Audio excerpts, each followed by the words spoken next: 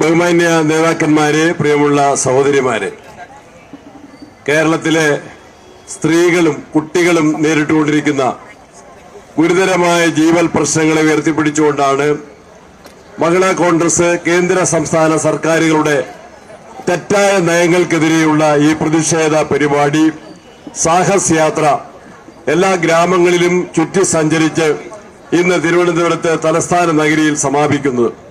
നമുക്കറിയാം, സ്ത്രീപീഡനങ്ങളുടെ പരമ്പരകൾ കേരളത്തിൽ ഇന്ന് നമ്മൾ മനസ്സിലാക്കിക്കൊണ്ടിരിക്കുകയാണ്.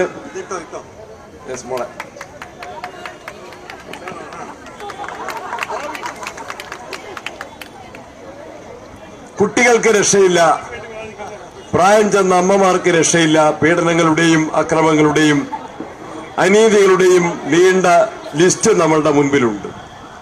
മയക്കുമരുന്നുകളുടെ വ്യാപകമായ ഉപയോഗത്തിന്റെ ഫലമായിട്ടും ഉമ്മമാരാണ് ഇന്ന് ഏറ്റവും വലിയ ക്രൂരതകൾക്ക് ഇരയാകുന്നത് എന്ന് നമുക്കെല്ലാവർക്കും അറിയാം.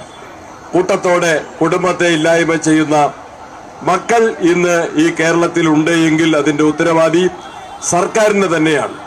ആശുപത്രികളിൽ സ്ത്രീ സുരക്ഷയ്ക്ക് ഏർപ്പെടുത്തിയിരിക്കുന്ന സംവിധാനങ്ങളെല്ലാം പരാജയപ്പെട്ടിരിക്കുന്നു. എന്തിനേറെ, ഓപ്പറേഷൻ തിയേറ്ററിൽ പോയ ആ ICUവിൽ വാർഡിൽ അഡ്മിറ്റ് ചെയ്ത കോഴിക്കോട്ടെ യുവതിയായ വീട്ടമ്മയെ പോലും അവിടെ നിന്ന് പീഡിപ്പിച്ച പ്രതികളെ സഹായിക്കുന്ന നിലപാടാണ് കേരളത്തിലെ സർക്കാരും ആഭ്യന്തര വകുപ്പും സ്വീകരിച്ചിട്ടുള്ളത്. ഗോവിന്ദച്ചാമി, ഇന്ന് ഏറ്റവും ഗുരുതരമായ കുറ്റത്തിന് ശിക്ഷിക്കപ്പെട്ട ഗോവിന്ദച്ചാമിക്ക് ജയിലിൽ നിന്ന് ചാടിപ്പോകാനുള്ള അവസരം കേരളത്തിലെ ജയിൽ വകുപ്പ് ഒരുക്കിയിരിക്കുകയാണ്. അതുപോലുള്ള നിരവധിയായ അനുഭവങ്ങൾ നമ്മളുടെ മുൻപിലുണ്ട്.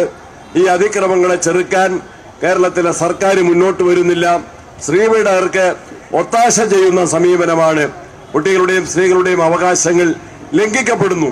അതിനെതിരെയാണ് മഹിളാ കോൺഗ്രസ് അതിശക്തമായ മഹിളാ മുന്നേറ്റം, സ്ത്രീ ശാക്തീകരണത്തിന് നേതൃത്വം നൽകിയ പ്രസ്ഥാനവുമായി ബന്ധപ്പെട്ടുകൊണ്ട് നിങ്ങൾ നടത്തുന്നത്.